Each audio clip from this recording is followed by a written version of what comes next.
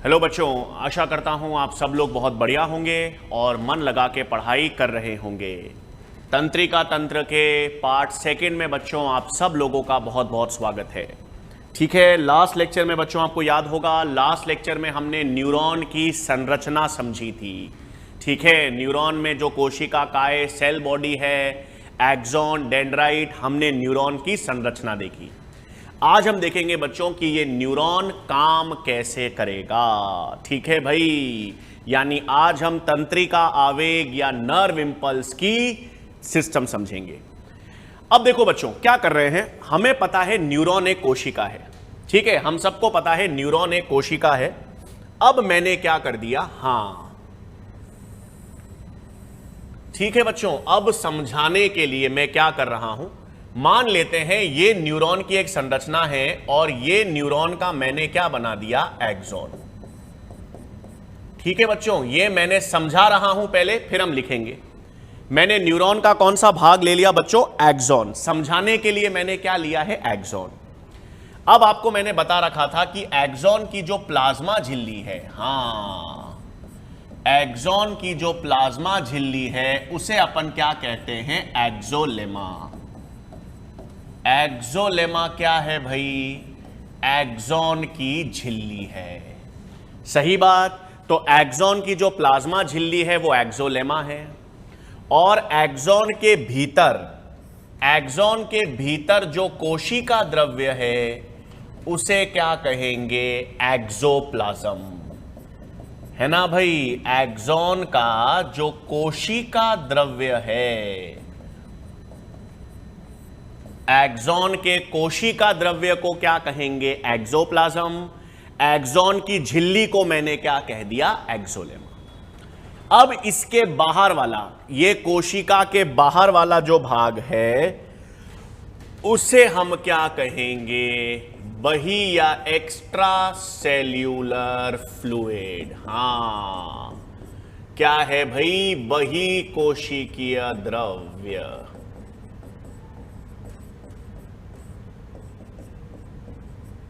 ठीक है, बही कोशिकीय द्रव्य क्या हो सकता है भाई, रुधिर हो सकता है, लिम्फ हो सकता है, या अंतराली द्रव्य हो सकता है। कोशिका के बाहर वाला द्रव्य जो है वो रुधिर है, लसिका है, अंतराली द्रव्य, ये सब क्या थे, कोशिका के बाहर जो द्रव्य थे वही है ना। रुधिर भी कोशिका के बाहर है, लसिका भी कोशिका के बाहर है, अंतराली द्रव्य भी कोशिका के बाहर है। तो इन सभी को क्या कहते हैं, बही कोशिकीय द्रव्य या एक्स्ट्रा सेल्यूलर फ्लूइड। अब ये क्यों बता रहा हूं बच्चों, क्योंकि एक्स्ट्रा सेल्यूलर द्रव्य में आपको हमेशा पता होना चाहिए सोडियम की सांद्रता अधिक होगी। हां, ये हमेशा एक चीज जो हमेशा याद रखनी है कि सोडियम की सांद्रता हमेशा अधिक कहां होगी, कोशिका के बाहर एक्स्ट्रा सेल्यूलर फ्लूइड में। और कोशिका के भीतर, जैसे मैंने यहां पर तो एक्सॉन लिया है, न्यूरॉन का एक भाग लिया है एक्सॉन, लेकिन कोई भी कोशिका हो, न्यूरॉन क्या, कोई भी अन्य कोशिका हो, कोशिका के अंदर का द्रव्य क्या होगा, अंतरा कोशिकीय द्रव्य। क्या कहेंगे भाई, अंतरा कोशिकीय द्रव्य, इंट्रासेल्यूलर फ्लूइड। यहां पर हमेशा किसकी सांद्रता अधिक होगी, K+ की सांद्रता अधिक होगी। ठीक है, ये चीज तो आप हमेशा याद रखना। हां, ये सोडियम पोटेशियम इसलिए इतने महत्वपूर्ण हैं। सोडियम की सांद्रता हमेशा कहां ज्यादा होगी, कोशिका के बाहर। कोशिका के बाहर जो भी द्रव्य है, लसिका है, रुधिर है, या अंतराली द्रव्य है, कोई भी द्रव्य यदि कोशिका के बाहर है, एक्स्ट्रा सेल्यूलर द्रव्य है, उसमें सोडियम की सांद्रता ज्यादा होगी। और कोशिका के अंदर का द्रव्य, कोशिका के अंदर का द्रव्य मतलब कोशिका द्रव्य, उसमें किसकी सांद्रता ज्यादा होगी, K+ की। ये तो हम तंत्रिका तंत्र पढ़ रहे हैं, इसलिए मैंने एक्सॉन का उदाहरण लिया है। बाकी क्या चीज याद रखनी है, बहिकोशिकीय द्रव्य में, एक्स्ट्रा सेल्यूलर द्रव्य में हमेशा सोडियम की सांद्रता ज्यादा और अंतराकोशिकीय द्रव्य में हमेशा पोटेशियम की सांद्रता ज्यादा होगी। ठीक है, ये तो चीज ध्यान रखेंगे। अब क्या होगा, आ जाओ, अब क्या चीज समझा रहा हूं ध्यान से। चलो हां, ये ले लेता हूं, एक्सॉन का एक भाग बना लेते हैं भाई। हां, क्या बना लेते हैं, ये मैंने एक एक्सॉन का भाग बना लिया भाई। ठीक है, वही ये एक्सोप्लाज्म हो गया भाई, ये एक्सोलेमा हो गई। ठीक है, अब हमें पहले से ही पता है, हमें पहले से क्या पता है कि पोटेशियम की सांद्रता कहां ज्यादा है, पोटेशियम की सांद्रता हमेशा एक्सोप्लाज्म में ज्यादा है और सोडियम की सांद्रता बाहर वाले द्रव्य में, एक्स्ट्रा सेल्यूलर फ्लूइड में ज्यादा है। यह हमको पता है ना, सोडियम की सांद्रता बाहर वाले द्रव्य में ज्यादा, पोटेशियम की सांद्रता कोशिका के अंदर, कोशिका द्रव्य में ज्यादा है। अब क्या कर रहा हूं, सुनो, अब मैं एक नई चीज बना रहा हूं। हां, क्या बना रहा हूं देखेंगे भाई, एक मिनट।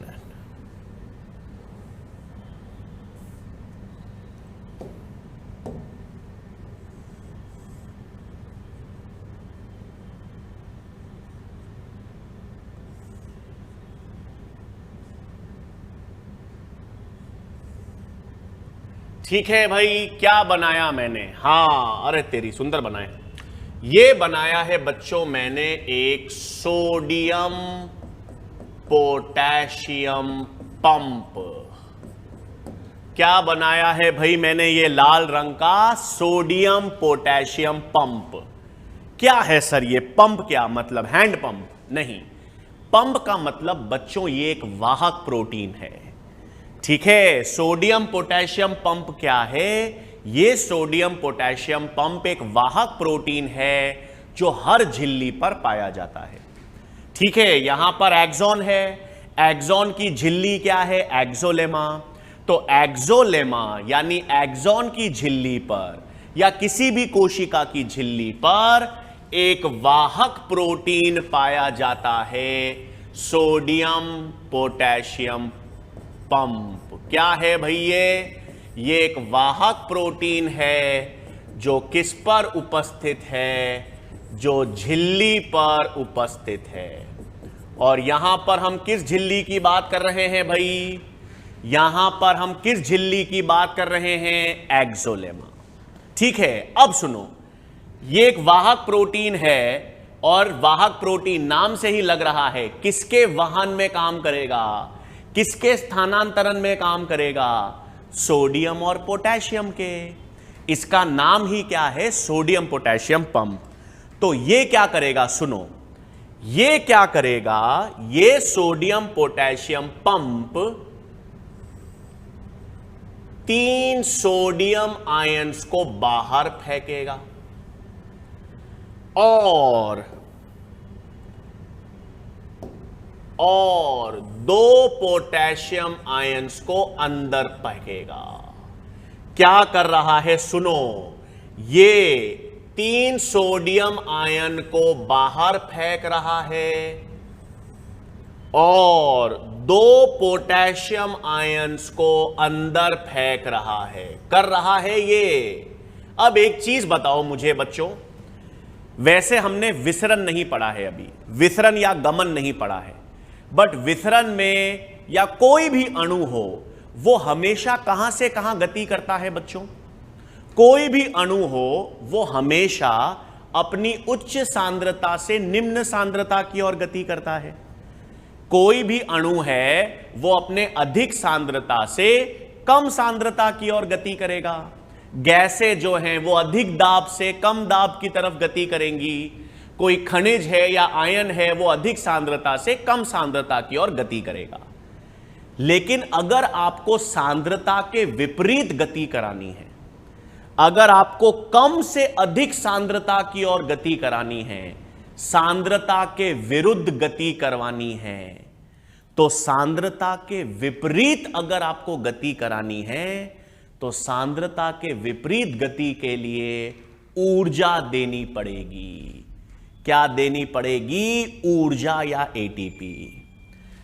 तो यहां पर क्या हुआ भाई? यहां पर सोडियम को बाहर पंप कर रहा है, मतलब ये सोडियम को कम सांद्रता से अधिक सांद्रता की ओर भेज रहा है ना। अरे भाई सोडियम तो बाहर ज्यादा है, सोडियम अंदर कम है, फिर भी ये अंदर से बाहर सोडियम भेज रहा है, ये सांद्रता के विपरीत काम कर रहा है, इसीलिए ऊर्जा चाहिएगी। पोटेशियम कहां ज्यादा है? अंदर। कहां कम है? बाहर। तो भी ये पोटेशियम को भी कम से अधिक सांद्रता की ओर गति करवा रहा है, मतलब ये सोडियम पोटेशियम पंप सांद्रता के विपरीत सोडियम को बाहर फेंक रहा है और सांद्रता के विपरीत पोटेशियम को अंदर ला रहा है। तो सांद्रता के विपरीत अगर ये गति करवा रहा है तो ऊर्जा चाहिए। हां, तो क्या करता है? इधर लिखें तो सोडियम पोटेशियम पंप एक एटीपी यूज कर, खर्चा कितना? एक एटीपी का यूज कर 3 सोडियम को बाहर की ओर एवं 2 पोटेशियम को भीतर की ओर पंप करता है। अब आप बोलोगे सर ये हमेशा होगा क्या? हां भाई, ये 3 सोडियम और 2 पोटेशियम के लिए 1 एटीपी खर्च करता है, यही इसका काम है। तो ये एक बार में क्या कर रहा है? एक बार में 3 सोडियम को बाहर फेंक रहा है, 2 पोटेशियम को अंदर ला रहा है, एक बार में 1 एटीपी खर्च करके। 2 बार में 6 सोडियम बाहर फेंकेगा, 4 पोटेशियम अंदर लाएगा, ऐसा करता रहेगा। अब ऐसा करेगा तो देखो क्या हुआ बच्चों, 3 प्लस, सोडियम पे चार्ज क्या है? आवेश प्लस है, और पोटेशियम के प्लस पर आवेश क्या है? माइनस। तो 3 प्लस बाहर फेंक रहा है लेकिन 2 प्लस अंदर आ रहा है ना भाई? सांद्रता के विपरीत काम कर रहा है, मालूम चल गया। सांद्रता के विपरीत काम करेगा इसलिए ऊर्जा खर्च करेगा, यह भी ठीक है। लेकिन ये 3 सोडियम बाहर फेंकेगा, 2 पोटेशियम ही अंदर लाएगा, तो ज्यादा प्लस बाहर फेंक रहा है, कम प्लस अंदर ला रहा है ना? ज्यादा प्लस बाहर फेंक रहा है ना, ज्यादा प्लस बाहर जा रहा है, कम प्लस अंदर आ रहा है। मतलब बाहर की तुलना में अंदर कम पॉजिटिव हो रहा है। 3 प्लस बाहर फेंक रहा है, 2 प्लस अंदर ला रहा है, तो ज्यादा प्लस बाहर गए, कम प्लस अंदर आए। बाहर की तुलना में अंदर कम प्लस होता है, और बाहर की तुलना में कम प्लस को हम नेगेटिव कह देते हैं। हां, बाहर की तुलना में कम प्लस है तो बाहर की तुलना में अंदर का जो वातावरण है वो ऋणात्मक हो गया। ठीक है, तो क्या हो गया? हां, ये अंदर का वातावरण माइनस। अब आप सर सही, 1 सेकेंड, 1 मिनट बच्चों, मैं वापस बताऊंगा ये चीज।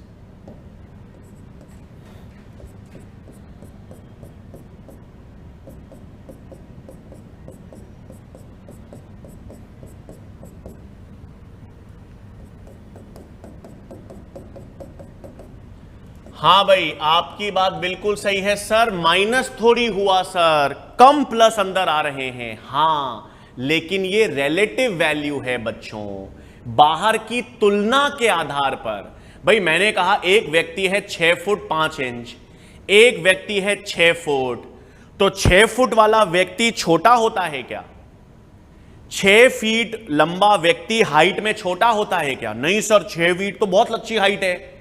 लेकिन 6 फीट 5 इंच से कंपेयर करो, 6 फीट 5 इंच वाले व्यक्ति से तुलना करो तो छोटा है ना। इसीलिए तुलनात्मक है। अंदर जरूरी नहीं है कि माइनस हो, लेकिन बाहर की तुलना में कम प्लस है, इसलिए बाहर की तुलना में इसको ऋणात्मक कह दिया। ठीक है, तो क्या किया भाई, सुनो, 3 चीजें। अभी तो मैंने सिर्फ एक ही चीज बताई है। अभी आपको मैंने आपको बताया कि ये सोडियम पोटेशियम पंप जो है वो सांद्रता के विरुद्ध ऊर्जा यूज करके 3 सोडियम बाहर फेंकता है, 2 पोटेशियम अंदर लाता है। इस कारण बाहर ज्यादा प्लस, अंदर कम, बाहर की तुलना में झिल्ली का आंतरिक या अंदर का हिस्सा ऋणात्मक हो गया। अब यही कारण नहीं है, अंदर ऋणात्मक था, बाहर की तुलना में, अगेन बाहर की तुलना में अंदर ऋणात्मक होने के 2 और कारण हैं। ठीक है, झिल्ली में अंदर की तरफ ऋणात्मक होने के, बाहर की तुलना में अंदर की ओर ऋणात्मक होने के 2 और कारण हैं। क्या है, सुनो, अभी बताता हूं। तो मैंने क्या कहा, इधर सुनो,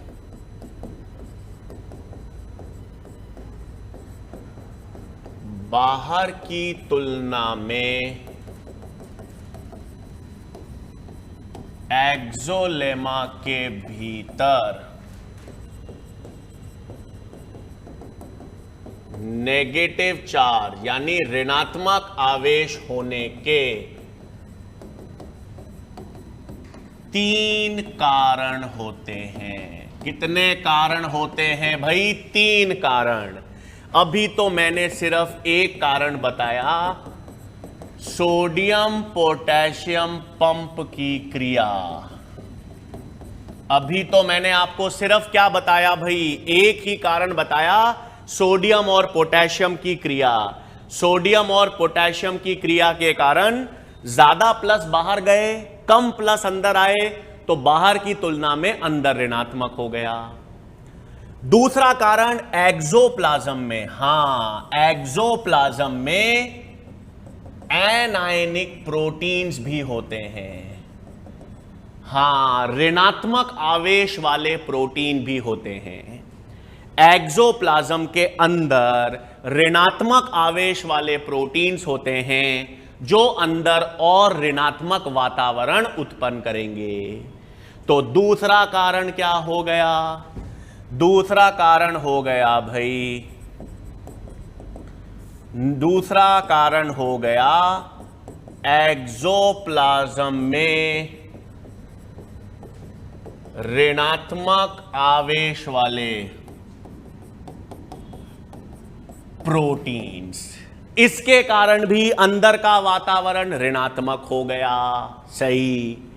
तीसरा कारण सुनो, तीसरा कारण है लीकेज चैनल्स।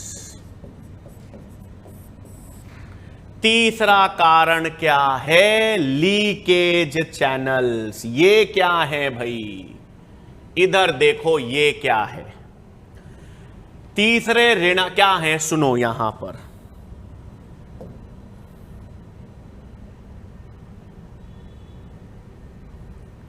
मैं दूसरा ही डायग्राम बना देता हूं बच्चों। ठीक है, एक सेकेंड। हां, मैं यहां पर दूसरा डायग्राम ही बना देता हूं।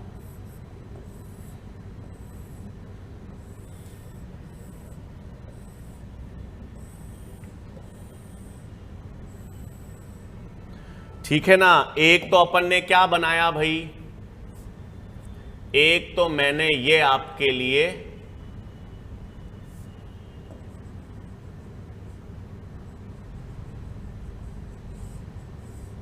ये एक सोडियम पोटेशियम पंप बना दिया। ठीक है, अब सुनो,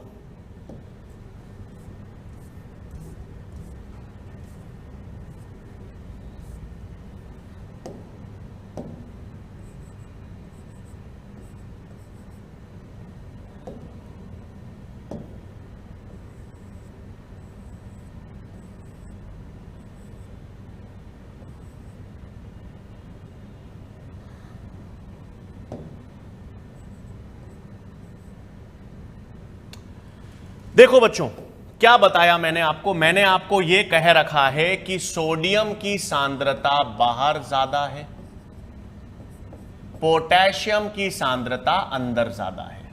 ठीक है, ये तो हम को पता ही है शुरुआत में, सोडियम बाहर होगा कोशिका के बाहर ज्यादा, पोटेशियम अंदर ज्यादा होगा। अब मैंने आपको यह कहा कि ये जो अंदर ऋणात्मक आवेश है, क्या यार, हां, अंदर ये जो ऋणात्मक आवेश है उसके 3 कारण हैं। अंदर जो ऋणात्मक आवेश है उसके 3 कारण है बच्चों। 2 कारण तो हमने देख लिए। पहला कारण तो था sodium potassium pump. Sodium potassium pump ने 3 सोडियम बाहर फेंका, 2 पोटेशियम अंदर ला गया, यह सांद्रता के विरुद्ध कर दिया। फिर अंदर ऋणात्मक आवेश वाले प्रोटीन्स हैं, उन्होंने और ऋणात्मक आवेश दे दिया। तीसरा क्या होता है, इस एक्सोलेमा के कारण, हां, ये तीसरा जो एक्सोलेमा है, एक्सोलेमा पोटेशियम के लिए पारगम्य होती है। एक्सोलेमा किसके लिए पारगम्य है? पोटेशियम के लिए। तो अगर बच्चों एक्सोलेमा पोटेशियम के लिए पारगम्य है तो क्या होगा? एक्सोलेमा यदि पोटेशियम के लिए पारगम्य है तो पोटेशियम क्या करेगा? पोटेशियम अंदर ज्यादा है तो थोड़ा पोटेशियम बाहर निकलेगा ना, थोड़ा पोटेशियम बाहर निकलेगा। क्यों? क्योंकि एक्सोलेमा पोटेशियम के लिए पारगम्य है। और एक्सोलेमा पोटेशियम के लिए पारगम्य क्यों है? क्योंकि इसकी झिल्ली पर ये K+ लीकेज चैनल्स होंगे। K+ लीकेज चैनल्स, ये लीकेज चैनल्स का मतलब ये भी प्रोटीन्स हैं, छोटे छोटे प्रोटीन्स हैं जो किसको बाहर डाल रहे हैं? पोटेशियम को। पोटेशियम बाहर क्यों जा रहा है? K+ बाहर क्यों जा रहा है? अरे भाई इसीलिए क्योंकि पोटेशियम अंदर ज्यादा है, बाहर कम है, तो कोई भी अणु अपने आप अधिक से कम सांद्रता की तरफ ही तो जाएगा। पोटेशियम बाहर से अंदर से बाहर ही तो जाएगा, क्योंकि पोटेशियम अंदर ज्यादा है, बाहर कम है। और पोटेशियम के लिए पारगम्य क्यों है झिल्ली? एक्सोलेमा पोटेशियम के लिए पारगम्य क्यों है? क्योंकि उनके पास पोटेशियम लीकेज चैनल्स हैं, छोटे छोटे प्रोटीन्स हैं जिसके द्वारा पोटेशियम बाहर चला जाएगा। अब सर इस हिसाब से तो सोडियम अंदर आना चाहिए, इस हिसाब से तो पोटेशियम मान लिया सर बाहर जा रहा है, पोटेशियम अंदर ज्यादा है, बाहर कम है, K+ लीकेज चैनल्स के द्वारा पोटेशियम बाहर जा रहा है, ठीक है। सोडियम बाहर ज्यादा है तो सोडियम भी तो अंदर आना चाहिए सर, लेकिन एक्सोलेमा सोडियम के लिए पारगम्य नहीं है। क्यों नहीं है? क्योंकि एक्सोलेमा पर पोटेशियम लीकेज चैनल्स तो हैं, सोडियम लीकेज चैनल्स नहीं हैं। सोडियम लीकेज चैनल्स नहीं के बराबर हैं, कुछ होंगे तो भी काम नहीं करेंगे। सोडियम लीकेज चैनल्स तो है ही नहीं, तो सोडियम अपने आप तो अंदर नहीं आ सकता। तो सोडियम अंदर आ नहीं सकता क्योंकि एक्सोलेमा पारगम्य नहीं है। और एक्सोलेमा क्यों पारगम्य नहीं है? क्योंकि सोडियम लीकेज चैनल्स नहीं हैं। पोटेशियम बाहर जाएगा क्योंकि एक्सोलेमा पारगम्य है। क्यों पारगम्य है? क्योंकि K+ लीकेज चैनल्स हैं। तो K+ फिर थोड़ा बाहर जाएगा तो अंदर और माइनस हो गया ना, कुछ K+ और बाहर चले गए, प्लस बाहर चले गए, तो अंदर और क्या हो गया? ऋणात्मक हो गया। सही बोलोगे सर ये अंदर कैसे आ रहा है पोटेशियम? तो ये तो सोडियम पोटेशियम पंप सांद्रता के विपरीत ला रहा है, ऊर्जा यूज करके, अपने आप तो वो अधिक से कम की ओर चले गए। सही। तो लिखे तीसरा कारण, लीकेज चैनल्स। लीकेज चैनल्स में K+ लीकेज चैनल्स उपस्थित और Na+ लीकेज चैनल्स एब्सेंट। ठीक है, अतः इसका मतलब अतः एक्सोलेमा पोटेशियम के लिए पारगम्य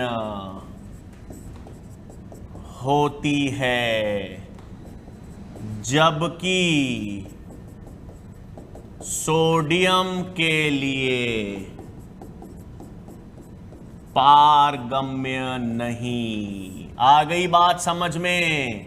पारगम्य नहीं है या है भी तो नहीं के बराबर है, नहीं के बराबर है। ठीक है, तो एक्सोलेमा किसके लिए पारगम्य है बच्चों? K+ के लिए पारगम्य होती है, सोडियम के लिए पारगम्य नहीं होती। तो अतः कुछ K+ बाहर जाते हैं, इसीलिए विसरण के द्वारा कुछ K+ बाहर जाएंगे और इसके कारण भी एक्सोलेमा के भीतर ऋणात्मक आवेश आ जाएगा। आ गई बात समझ में? मैंने आपको सिर्फ यह बताया अभी कि एक्सोलेमा का भीतर ऋणात्मक कैसे हो जाता है बाहर की तुलना में। तो तीन ऐसे प्रमुख कारण है जो एक्सोलेमा के भीतर वाला हिस्सा ऋणात्मक और बाहर वाला धनात्मक बनाते हैं। क्या कारण है? सबसे पहले सोडियम पोटेशियम पंप, उसने 3 सोडियम बाहर फेंके लेकिन 2 पोटेशियम ही अंदर लाया। 3+ बाहर भेजे, 2 ही प्लस अंदर लाया, तो बाहर ज्यादा प्लस अंदर कम प्लस, बाहर की तुलना में हल्का अंदर नेगेटिव हो गया।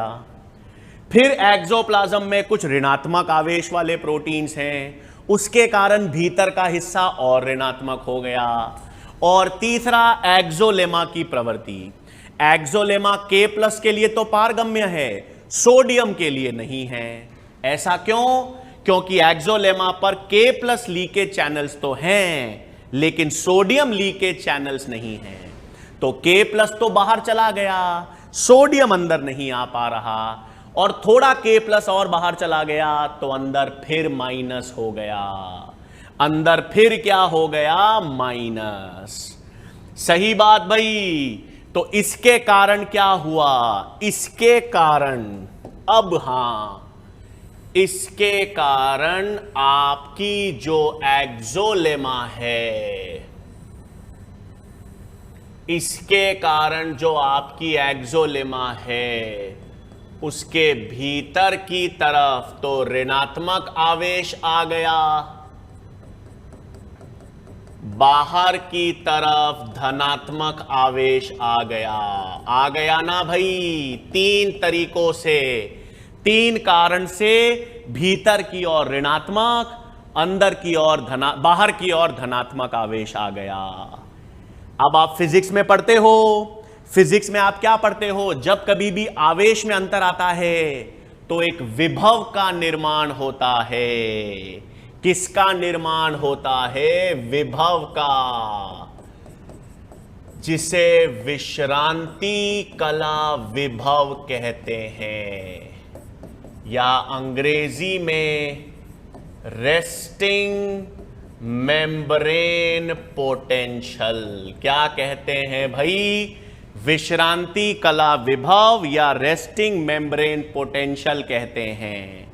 और इस अवस्था को जब अंदर माइनस बाहर प्लस, इस अवस्था को पोलराइज्ड अवस्था कहते हैं या ध्रुवीय अवस्था कहते हैं, है ना? अब विभव क्यों हुआ भाई? अंदर माइनस बाहर प्लस, फिजिक्स में पढ़ते हो ना, जब एक आवेश में अंतर आता है प्लस माइनस तो विभव बनता है। यह विश्रांति कला विभव, इसका मान -70 मिलीवोल्ट से -90 मिलीवोल्ट तक होता है। ये मिलीवोल्ट छोड़ दो, -70 -90, माइनस मतलब अंदर माइनस है, यहां पर माइनस का मतलब झिल्ली के अंदर, एक्सोलेमा के भीतर माइनस है। तो न्यूरॉन्स में तो आपको ये -70 मिलेगा। याद करो और कौन से संरचना थे जिसमें आवेग उत्पन्न करने की क्षमता होती है? Cardiac muscles. हां भाई, हमारे शरीर में दो ही ऐसी संरचनाएं हैं, दो ही ऐसे ऊतक हैं जिनमें आवेग उत्पन्न करने की क्षमता होती है, न्यूरॉन्स और कार्डियक मसल्स। सर इन्हीं के पास सिर्फ क्यों? सिर्फ न्यूरॉन्स और मसल्स के पास क्यों? क्योंकि यही दोनों के पास ध्रुवीय अवस्था है। ये जो अवस्था है ना, ये हमारे शरीर में न्यूरॉन्स और कार्डियक मसल्स पे ही होती है, इसलिए आवेग उत्पन्न करने की क्षमता इन्हीं के पास होती है। ठीक है भाई, क्लियर है भाई? ध्रुवीय तो विश्रांति कला विभव, माइनस साइन क्या दर्शाता है? माइनस साइन क्या दर्शाता है? नेगेटिव साइन का मतलब क्या है? भीतरी भाग बाहर की तुलना में नेगेटिव है। भीतरी भाग बाहर की तुलना में नेगेटिव है। और इस अवस्था को जब अंदर माइनस और बाहर प्लस, तो इस अवस्था को अंग्रेजी में तो कहते हैं पोलराइज्ड या ध्रुवीय। मतलब आप अपने शरीर में जब कोई काम नहीं हो रहा, विश्रांति क्यों? जब कोई उद्दीपन ही नहीं है, अभी कोई काम ही नहीं है, आपके न्यूरॉन्स विश्राम अवस्था में हैं, कार्डियक मसल्स विश्राम अवस्था में हैं। तो कार्डियक मसल्स या न्यूरॉन्स विश्राम पर या विश्राम अवस्था पर अंदर माइनस बाहर प्लस दर्शाएंगे। मतलब विश्रांति अवस्था पर ध्रुवीय या पोलराइज रहेंगे। मतलब अगर कार्डियक मसल सो रहे हैं, न्यूरॉन्स सो रहे हैं, तो उनके भीतर की तरफ माइनस, बाहर की तरफ प्लस, ये आवेश का अंतर इनमें होगा। इसे ही ध्रुवीय अवस्था कहेंगे। आ गई बात समझ में बच्चों? ये तो विश्राम अवस्था पर है। अब काम करना है। कार्डियक मसल्स में ऐसे नोड को आवेग, करंट पैदा करना है। तंत्रिका आवेग में न्यूरॉन्स को भी करंट पैदा करना है ना? तो आओ अब कैसे होगा? अभी तक तो अपन ने, सुनो थोड़ा सा बच्चों में पतला कर रहा हूं ये, हाँ अब आओगे मजा। देखो इधर आओ भाई। हाँ क्या है?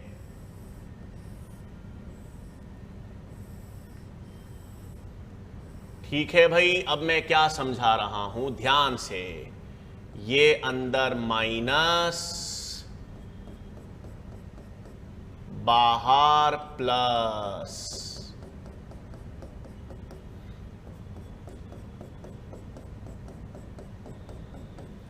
ठीक है भाई, ये कौन सी अवस्था है? ध्रुवीय अवस्था है। इसे हम ध्रुवीय अवस्था या पोलराइज अवस्था कह सकते हैं। सही बात है भाई, क्लियर है ना? अब देखेंगे नया। ये आपके न्यूरॉन्स की ध्रुवीय अवस्था है, कार्डियक पेशियों में भी ये ध्रुवीय अवस्था है। ठीक है, अब क्या होगा सुनो। अब अगर मुझे आवेग, मान लो मुझे इस बिंदु से इस बिंदु तक कोई आवेग का प्रसारण करना है ना भाई? न्यूरॉन्स का काम क्या है? ऐसे ही पड़े रहेंगे ध्रुवीय अवस्था में? नहीं ना, तंत्रिका आवेग का प्रसारण करना है, सूचना का प्रसारण करना है। तो मैंने कह दिया आपको ए बिंदु से बी बिंदु की ओर आवेग का प्रसारण करना है। आपको ए से बी बिंदु की तरफ आवेग का प्रसारण करना है। तो क्या करोगे? सुनो, ये अवस्था तो अभी रिलैक्स्ड अवस्था है, विश्राम पर अवस्था है। मतलब हमारे पंखे के स्विच होते हैं, स्विच बोर्ड होता है, तो स्विच बोर्ड पे सारे खटके स्विच ऑफ होते हैं, सारे स्विच ऑफ होते हैं ना, बंद। हां, ये अभी काम नहीं कर रहे, तो ये स्विच ऑफ अवस्था है।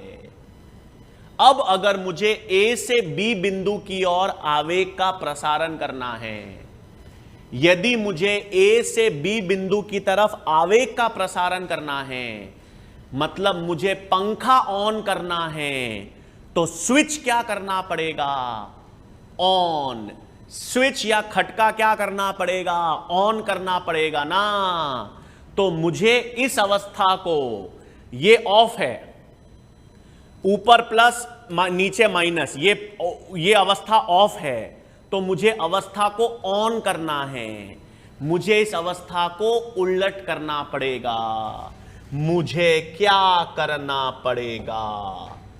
मुझे इस अवस्था को उल्टा क्या करना पड़ेगा भाई?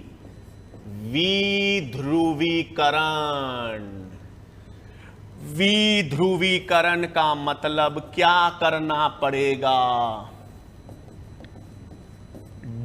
डीपोलराइजेशन। क्या करना पड़ेगा बच्चों?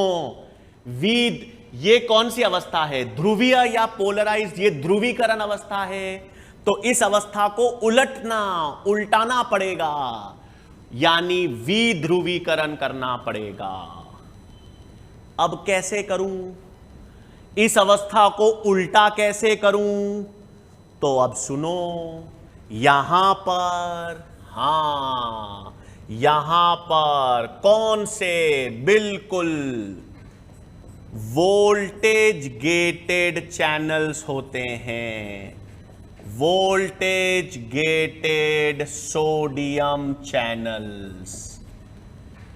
देखो बच्चों, जहां कहीं भी चैनल आएगा मतलब प्रोटीन है। जहां कहीं भी चैनल आएगा प्रोटीन है झिल्ली पर।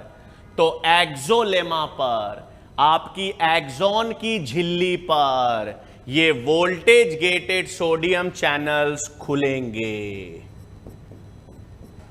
वोल्टेज गेटेड सोडियम चैनल्स खुलेंगे। कब? जब आवेग का प्रसारण करना है, जब ए से बी बिंदु की ओर आवेग का प्रसारण करना है, तो अवस्था उलटनी पड़ेगी, विध्रुवीकरण। तो विध्रुवीकरण के दौरान क्या खुलेंगे भाई? ये सोडियम फाटक। वोल्टेज क्यों भाई? क्योंकि ये वोल्टेज के आधार पर खुलेंगे। तो वोल्टेज गेटेड सोडियम चैनल्स खुलेंगे, फाटक खुलेगी। सोडियम कहां ज्यादा है? सोडियम की सांद्रता कहां ज्यादा है? बाहर। सोडियम हमेशा कहां ज्यादा होता है? बाहर। तो अगर सोडियम फाटक, सोडियम के चैनल्स खुलेंगे, तो सोडियम बाहर से कहां आएगा? अंदर। तो वोल्टेज गेटेड सोडियम चैनल्स खुलेंगे और सोडियम इनफ्लक्स होगा। सोडियम इनफ्लक्स का मतलब भाई बाहर से भीतर आएगा। सोडियम कहां से कहां आएगा? बाहर से भीतर। क्यों? क्योंकि सोडियम बाहर ज्यादा था, अंदर कम था। तो सोडियम अंदर आएगा बच्चों। सोडियम अंदर आएगा तो क्या होगा?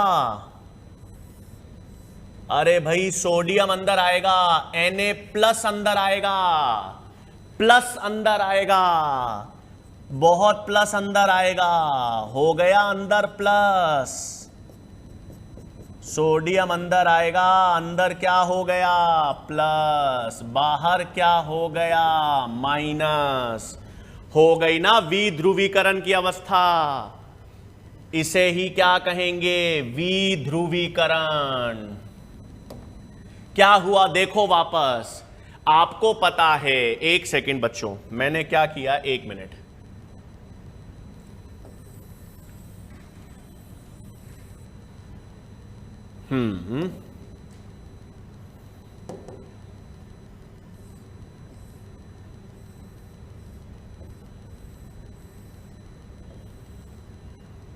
अंदर माइनस था भाई, अंदर तो माइनस है, बाहर प्लस है। इस अवस्था को अपन ने ध्रुवीय या पोलराइज्ड अवस्था कही। इसमें हमें मालूम है कि सोडियम जो है वो बाहर अधिक है, पोटेशियम जो है वो अंदर अधिक है, ठीक है। लेकिन अब जब विध्रुवीकरण, मुझे इस बिंदु से इस बिंदु की ओर आवेग का प्रसारण करना है, इस बिंदु से इस बिंदु की ओर आवेग का प्रसारण करना है, मतलब विध्रुवीकरण करना है, तो सोडियम के फाटक खुलेंगे, झिल्ली पर सोडियम के गेट्स होंगे वो खुलेंगे, और सोडियम गेट्स खुलेंगे, सोडियम चैनल खुलेंगे, तो सोडियम बाहर से अंदर आएगा, और सोडियम बाहर से भीतर आएगा, तो अंदर प्लस बाहर माइनस। हो गया आवेग का प्रसारण। आवेग का प्रसारण इस बिंदु से इस बिंदु हो गया। स्विच ऑफ था, स्विच ऑफ था मतलब पोलराइज्ड अवस्था थी। अब आपको आवेग का प्रसारण करना है, सूचना का प्रसारण करना है। आपने स्विच ऑन किया, स्विच ऑन किया मतलब विध्रुवीकरण किया। स्विच ऑन करते ही, विध्रुवीकरण करने पर वोल्टेज गेटेड सोडियम एनल्स खुल गए, सोडियम खुल गया, सोडियम की सांद्रता बाहर ज्यादा अंदर कम, तो सोडियम बाहर से अंदर आ गया, सोडियम बाहर से अंदर आया, अंदर प्लस बाहर माइनस, विध्रुवीकरण की अवस्था कर दिया। अब क्या, स्विच ऑन कर दिया, अब काम हो गया, एक बार तो हो गया। अब अगर मुझे वापस स्विच ऑन करना हो तो, मैंने स्विच ऑफ था, स्विच ऑफ के बाद मैंने स्विच ऑन कर दिया, ऑन करने के बाद मुझे वापस ऑन करना है। क्या मजाक कर रहे हो सर, ऑन के बाद वापस कैसे ऑन करोगे? अरे भाई, इसने एक बार तो प्रसारण कर दिया, अब अगली बार इसको फिर प्रसारण करना है। कर सकते हो क्या? ऑन वाले स्विच को वापस ऑन कर सकते हो क्या? क्या मजाक कर रहे हो सर, ऑन वाले को वापस कैसे ऑन करेंगे? उसको तो पहले ऑफ करना पड़ेगा। हां, तो ये प्रसारण न्यूरॉन ने एक बार तो कर दिया, एक्सॉन ने एक बार तो प्रसारण कर दिया। अब अगली बार ये प्रसारण कर पाए, अगली बार सूचना का प्रसारण कर पाए, तो इसको वापस ऑफ, इसको वापस ध्रुवीय अवस्था में लाना पड़ेगा ना, वापस भी तो लाना पड़ेगा उस अवस्था में। तो अब नेक्स्ट क्या करेंगे? हां, पुनः ध्रुवीकरण। क्या करेंगे? पुनः ध्रुवीकरण, रीपोलराइजेशन। इसमें क्या करेंगे? इसमें सोडियम चैनल्स तो बंद हो जाएंगे भाई। हां, यहां पर सोडियम चैनल्स तो बंद। तो अब क्या? हां, जैसे सोडियम है वोल्टेज, वैसे पोटेशियम भी होते हैं। तो वोल्टेज गेटेड पोटेशियम चैनल्स खुलेंगे भाई। सिर्फ सोडियम के थोड़ी गेट चैनल्स हैं, पोटेशियम भी हैं। तो पोटेशियम खुलेगा तो, पोटेशियम खुलेगा तो, पोटेशियम अंदर ज्यादा, तो पोटेशियम चैनल्स खोलोगे, पोटेशियम वाले प्रोटीन्स खोलोगे, तो पोटेशियम कहां जाएगा? कहां जाएगा? बाहर। पोटेशियम कहां जाएगा भाई? भीतर से बाहर।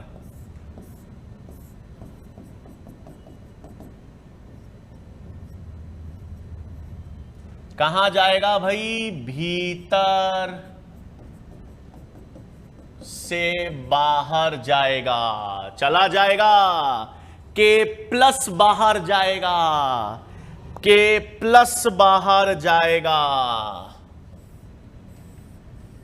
के प्लस बाहर जाएगा, अंदर माइनस, बाहर फिर प्लस। हो गई ये अवस्था, वापस अवस्था हो गई ना। तो दो चीजें ध्यान रखनी है, सुनो अभी एक चीज बताऊंगा। और दो चीजें क्या पढ़ी अपन ने बच्चों? अपन ने विध्रुवीकरण पढ़ा है, पुनः ध्रुवीकरण पढ़ा है। सुनो, अब सबसे पहले स्विच ऑफ था, विश्रांति अवस्था, पोलराइज्ड अवस्था, ध्रुवीय अवस्था, स्विच बंद था। फिर आवेग का प्रसारण करना है, सूचना का प्रसारण करना है, स्विच को ऑन करना है, विध्रुवीकरण। इसका मतलब ये जो तंत्रिका आवेग अपन कह रहे हैं ना सर, ये तंत्रिका आवेग है, ये है क्या तंत्रिका आवेग? तंत्रिका आवेग विध्रुवीकरण की लहर है। जैसे जैसे विध्रुवीकरण होता रहेगा वैसे वैसे सूचना का प्रसारण होगा ना भाई। इस बिंदु से इस बिंदु की ओर सूचना का प्रसारण करना है, आवेग का प्रसारण करना है। कैसे होगा विध्रुवीकरण? तो जैसे जैसे विध्रुवीकरण होता जाएगा वैसे वैसे आवेग का प्रसारण होता जाएगा। तो तंत्रिका आवेग का मतलब ही यही है, विध्रुवीकरण की लहर। यहां पे लिख देता हूं बच्चों पहले में, फिर अपन वापस देखेंगे। तो अगर आपसे पूछ लिया जाए कि ये तंत्रिका आवेग है क्या? करंट तो है, आवेग जिसे अपन नर्व इंपल्स भी कहते हैं बच्चों, इसको हम एक्शन पोटेंशियल भी कहते हैं, है ना। इसका मतलब क्या हो गया भाई? विध्रुवीकरण की लहर। जैसे जैसे विध्रुवीकरण होता जाएगा, जैसे जैसे विध्रुवीकरण होता जाएगा वैसे वैसे सूचना का प्रसारण होता जाएगा, और उस सूचना के प्रसारण या आयंस के प्रवाह को ही तंत्रिका आवेग या एक्शन पोटेंशियल कहेंगे, है ना भाई। क्लियर है चीज? आ जाओ वापस। तो विध्रुवीकरण में अपन ने क्या किया, या विध्रुवीकरण के लिए क्या किया? वोल्टेज गेटेड सोडियम चैनल्स खोल दिए। ठीक है, आवेग का प्रसारण करने के लिए झिल्ली पर, एक्सोलेमा पर सोडियम चैनल्स थे वोल्टेज गेटेड, वो खुल गए। तो सोडियम कहां ज्यादा था? बाहर। बाहर से सोडियम अंदर आ गया, विध्रुवीकरण होता गया, तंत्रिका आवेग का प्रसारण हो गया, स्विच ऑन हो गया। अब अगली बार ये फिर आवेग का प्रसारण कर सके, मैं अगली बार फिर स्विच ऑन कर सकूं, तो उसके लिए मुझे वापस स्विच ऑफ करना पड़ेगा, पुनः ध्रुवीकरण करना पड़ेगा। पुनः ध्रुवीकरण में सोडियम चैनल तो बंद कर दिए। क्या बंद कर दिए? सोडियम। क्या खोला? वोल्टेज गेटेड पोटेशियम चैनल्स खोले। पोटेशियम के प्रोटीन गेट खुल गए। पोटेशियम कहां ज्यादा? पोटेशियम अंदर ज्यादा, तो पोटेशियम अंदर से बाहर जाएगा। सोडियम बाहर से अंदर आया था, पोटेशियम अंदर से बाहर गया, भीतर से बाहर, वापस क्या हो गया? पुनः ध्रुवीकरण।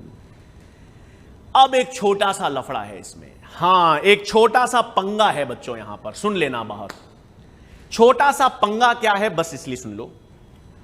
सोडियम अंदर आता है, फिर सोडियम गेट्स बंद होते हैं, पोटेशियम बाहर जाता है और पुनः ध्रुवीकरण। अब होता क्या है बच्चों, जब सोडियम अंदर आता है, सुनो, सोडियम अंदर आ गया।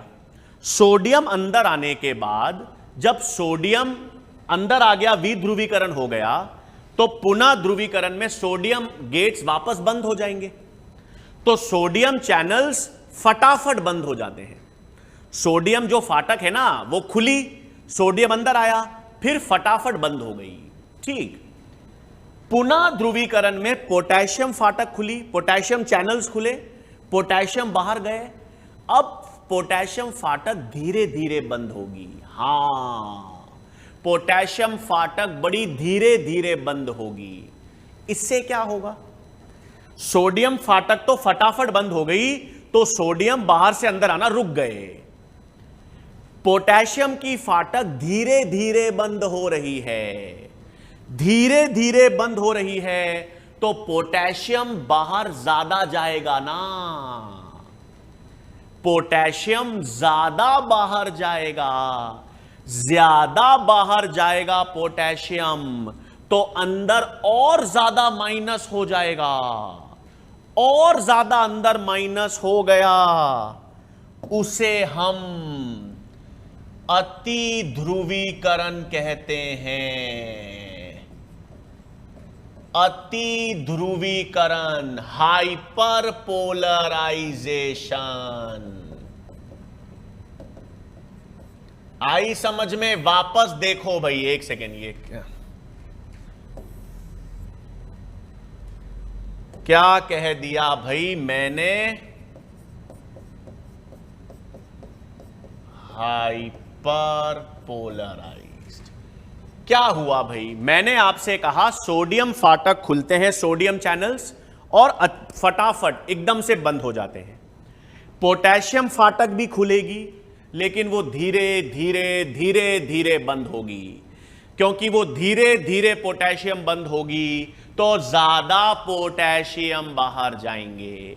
ज्यादा पोटेशियम बाहर जाएंगे तो अंदर ज्यादा माइनस हो जाएगा ना। तो अंदर माइनस होता है तब उसे पोलराइज कहते हैं। अंदर माइनस होता है तो उसे पोलराइज या ध्रुवीय कहते हैं। तो ज्यादा माइनस होगा तो उसे अति ध्रुवीय या हाइपर पोलराइज्ड कहेंगे। ठीक है। और उसके बाद हाइपर पोलराइज से वापस पोलराइज करने में, हां, फिर इसमें कौन काम करेगा? Sodium potassium pump. वापस सोडियम पोटेशियम पंप, जो कुछ ज्यादा पोटेशियम बाहर गए हैं उसे वापस अंदर ले आएगा। मतलब अति ध्रुवीकरण से वापस ध्रुवीकरण कौन कर देगा? Sodium potassium pump. तो वापस सुनो क्या किया अपन ने। इसको अब एक ग्राफ से समझते हैं बच्चों, ग्राफ से समझेंगे। आ जाओ, इसको किससे समझेंगे? ग्राफ से। आओ भाई,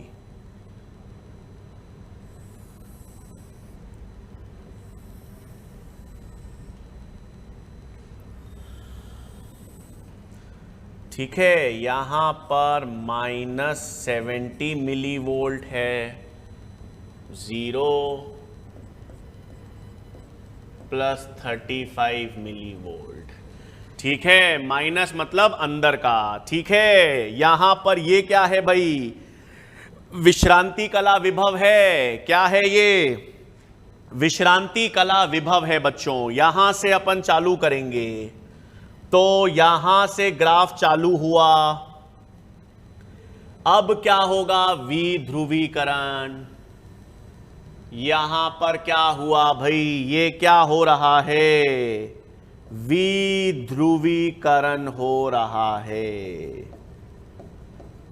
क्या हो रहा है बच्चों? विध्रुवीकरण। सोडियम अंदर आ रहा है तो अंदर वाला हिस्सा जो है वो पॉजिटिव हो रहा है। अधिकतम मान कितना है? अधिकतम मान +35 मिली वोल्ट। अधिकतम मान को हम कहते हैं स्पाइक पोटेंशियल। ठीक है, जो विभव का अधिकतम मान पहुंचता है, अंदर की तरफ जो अधिकतम मान पहुंचता है वो से स्पाइक पोटेंशियल कहेंगे। फिर क्या होगा भाई? फिर ये नीचे आएगा, नीचे आएगा, उसे क्या कहेंगे? पुनः ध्रुवीकरण। नीचे आएगा उसे क्या कहेंगे बच्चों? पुनः ध्रुवीकरण। लेकिन पुनः ध्रुवीकरण में पोटेशियम ज्यादा बाहर चला जाएगा, हाँ, ज्यादा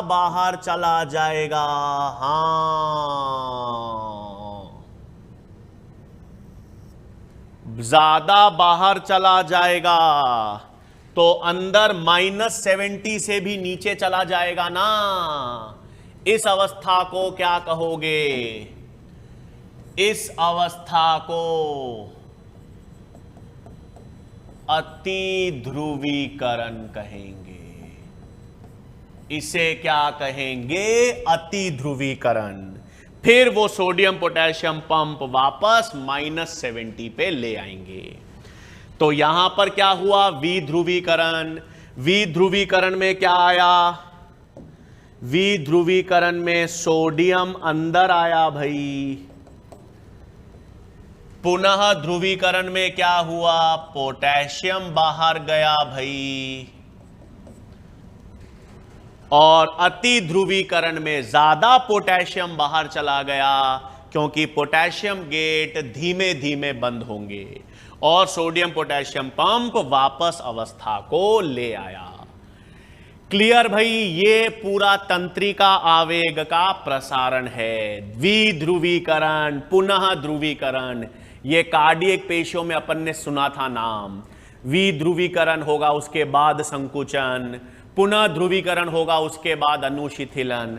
तो ये विध्रुवीकरण और पुनः ध्रुवीकरण है। क्लियर भाई, सिंपल याद रखना, जब कुछ काम नहीं हो रहा है वो ध्रुवीय अवस्था थी, पोलराइज्ड। फिर आवेग का प्रसारण मतलब विध्रुवीकरण, सोडियम चैनल्स खुले, सोडियम बाहर से भीतर आए, वोल्टेज गेटेड चैनल्स। फिर अपन को पुनः ध्रुवीकरण करना था, उसमें अपन ने पोटेशियम चैनल्स खोले, पोटेशियम अंदर से बाहर गया, तो विध्रुवी पुनः क्या कहते हैं, पुनः ध्रुवीकरण। और क्योंकि ज्यादा पोटेशियम बाहर चला गया, इसके कारण क्या हो गया भाई, अति ध्रुवीकरण या हाइपर पोलराइजेशन, और उसको वापस सोडियम पोटेशियम ने सही कर दिया। तो ये तंत्रिका आवेग या एक्शन पोटेंशियल का मतलब ही क्या है, विध्रुवीकरण। जैसे जैसे विध्रुवीकरण होगा, जैसे जैसे विध्रुवीकरण होगा, वैसे वैसे तंत्रिका आवेग का प्रसारण होगा। ठीक है भाई, ये हमारे पास तंत्रिका आवेग का क्या हो गया, प्रसारण। ठीक है, अब सुनो भाई एक चीज, अब क्या है इधर देखो। हां, वो न्यूरॉन की संरचना अपन ने बनाई थी ना,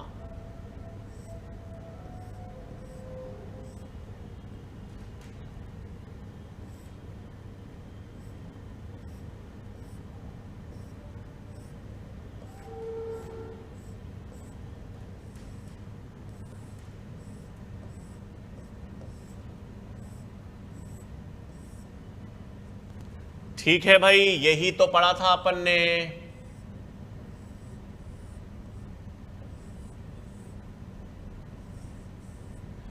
तो अपन ने अभी क्या पढ़ा बच्चों, देखो अगर मैं इसको दो भागों में बांट दूं, इसको मैं दो भागों में बांट दूं,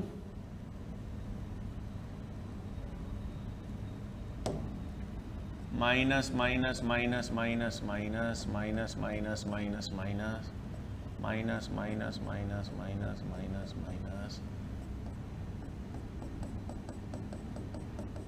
प्लस,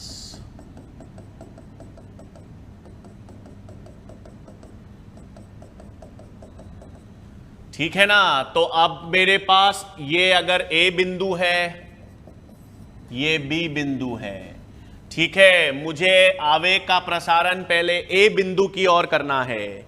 ए बिंदु की ओर करना है तो कैसे होगा, सिर्फ यही वाला हिस्सा बना देते हैं।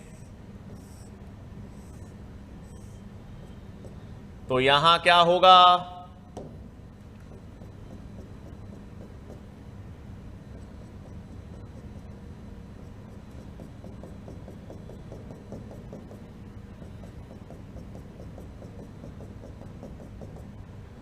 ठीक है,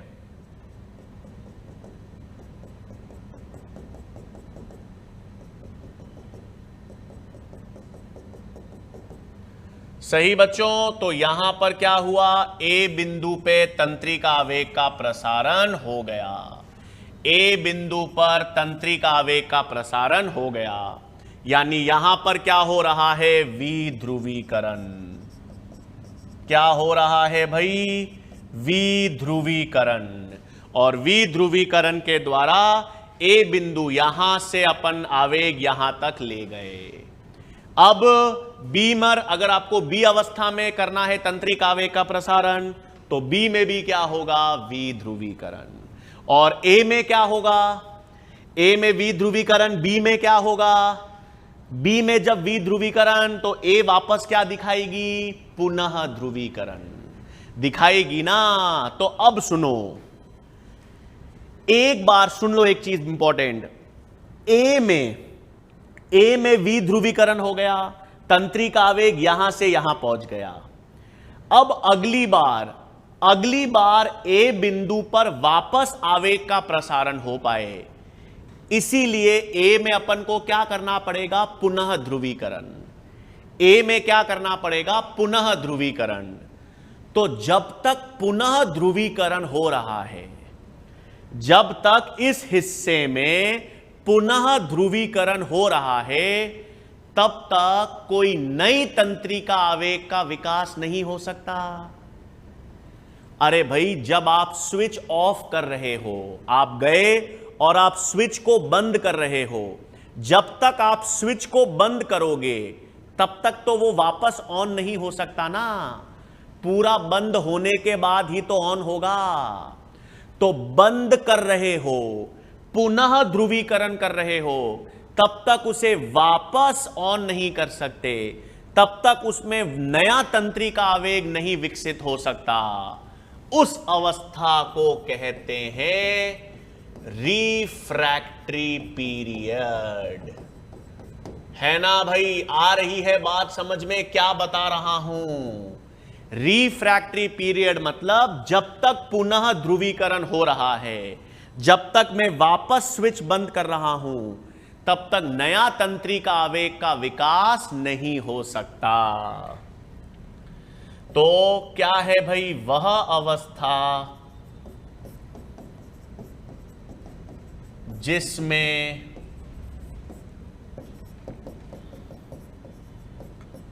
नई तंत्रिका आवेग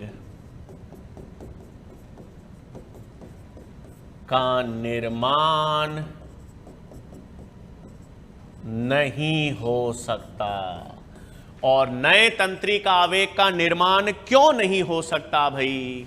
नई तंत्रिका आवेग का निर्माण क्यों नहीं हो सकता? क्योंकि अभी पुनः ध्रुवीकरण उसमें हो रहा है। इसमें अगला आवेग तब जाएगा जब इसका वापस पुनः ध्रुवीकरण होगा, और जब पुनः ध्रुवीकरण हो रहा होगा, तब तक उस समय तक कोई नई तंत्रिका आवेग विकसित नहीं हो पाएगी। उस अवस्था मतलब पुनः ध्रुवीकरण के उस पीरियड को, जब तक पुनः ध्रुवीकरण हो रहा है, तब तक उस अवस्था को रिफ्रैक्टरी पीरियड कहेंगे। क्या कहेंगे भाई? Refractory period. क्लियर बच्चों? क्लियर है ये चीज? तो आज देखो भाई, अपन ने क्या करा। आज अपन ने एक तंत्रिका आवेग का प्रसारण एक ही न्यूरॉन में देखा है। मैंने आपको सिर्फ एक न्यूरॉन में तंत्रिका आवेग का प्रसारण कैसे होता है यह बताया है, एक न्यूरॉन में। अब आगे क्या पढ़ेंगे? देखो आगे, एक सेकेंड, एक मिनट,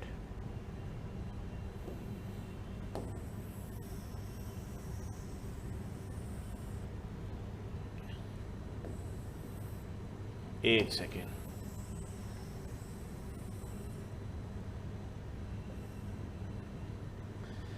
हां भाई, आगे क्या पढ़ेंगे? सुनो, आगे मेरे पास, मुझे पता है यहां पर एक नया न्यूरॉन आएगा। यहां पर बच्चों नया न्यूरॉन चालू होगा ना। हां,